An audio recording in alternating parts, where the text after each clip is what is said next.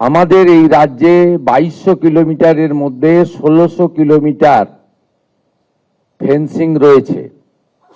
Approx 600 kilometre fencing এর জন্য আমাদের সীমান্তে যে কাঁটা তার সম্পূর্ণ করতে আমরা পারিনি। এর মধ্যে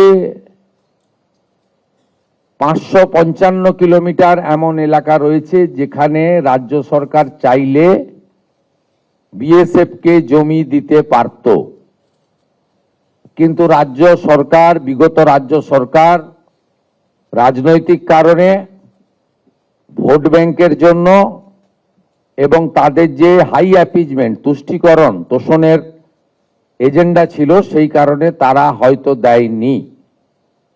মাননীয় স্বরাষ্ট্রমন্ত্রী 2016 রাজনাথ সিংজি পার্সোনাল ডিও লিখেছিলেন, দিতেন চিফ মিনিস্টারকে। পরে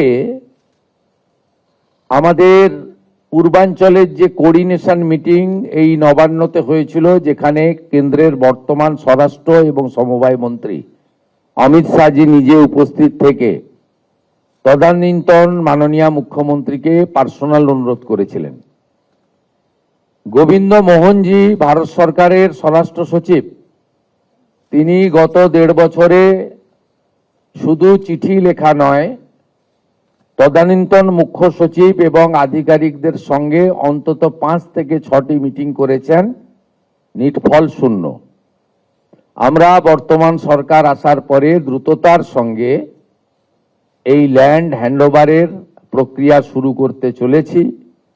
আজকে এর সূচনা লগ্নে আমরা 18+9 27 কিলোমিটার এলাকাকে সুরক্ষিত করার প্রয়োজনীয় জমি, সরকারি এবং আমাদের প্রাইভেট ল্যান্ড যা পারচেজ আমরা করছি, এবং তার সম্পূর্ণ অর্থ বিএসএফ আমাদের দিচ্ছেন, ভারত সরকার আমাদের দিচ্ছেন।